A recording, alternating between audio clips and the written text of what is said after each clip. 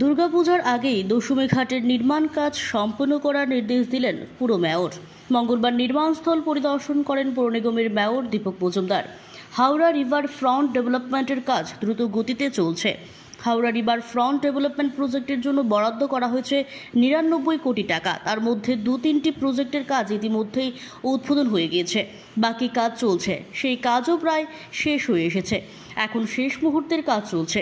দুর্গাপূজার আগে যাতে দশমী ঘাটের নির্মাণ কাজ দ্রুত শেষ হয়, সেজন্য এদিন নির্মাণস্থল পরিদর্শন করেন পৌর নিগমের মেয়র দীপক মজুমদার। মেয়রের সঙ্গে ছিলেন আগরতলা পৌর নিগমের commissioner doctor Shailesh Kumar Yadav, corporator Tusharkanti Bhattacharya সহ সংশ্লিষ্ট আধিকারিকরা। পরিদর্শনে গিয়ে মেয়র জানান, নির্মাণ কাজ আগস্ট মাসের মধ্যে শেষ হয়ে যাবে। এদিন তারা বটতলা রাজ শ্মশানও ঘুরে দেখেন। এটা খুব ভালো গতিতে চলছে। আজকে আমরা একটু ভিজিট করেছি আমাদের কমিশনার সাহেব আছে, আমাদের এমআইসি মেম্বার, আমাদের পুলিশ কর্পোরেটর আছে, জাহ্নবী দাস চৌধুরী, আমাদের নিবাস দাস কর্পোরেটর সহ আমরা ভিজিট করেছি। আমাদের সমস্ত ইঞ্জিনিয়াররা আছেন এখানে।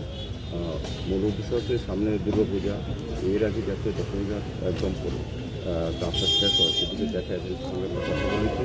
ওনারা বলেছেন যে অগাস্ট মাসে ওরা হ্যান্ড ওভার করবে আমাদের ভাসানের ক্ষেত্রে, যেটা নিরঞ্জন প্রতিমানের ক্ষেত্রে এটা আরও সুন্দর হবে, অনেক সুন্দর, অনেক বড় জায়গা হয়েছে, রাস্তাটা খুব চওড়া হয়েছে। পাশাপাশি আজকে আমরা এখানে এসেছি, রাজশ্মশানটা আমরা ভিজিট করেছি।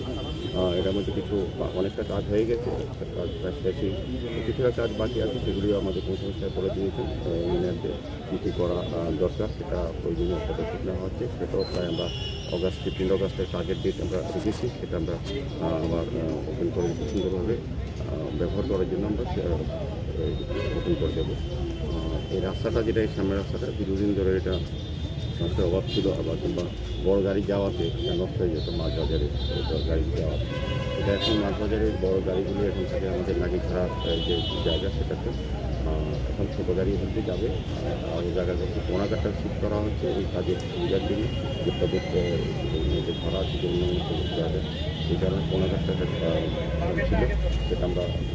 ব্যুরো রিপোর্ট, দৈনিক প্রহর।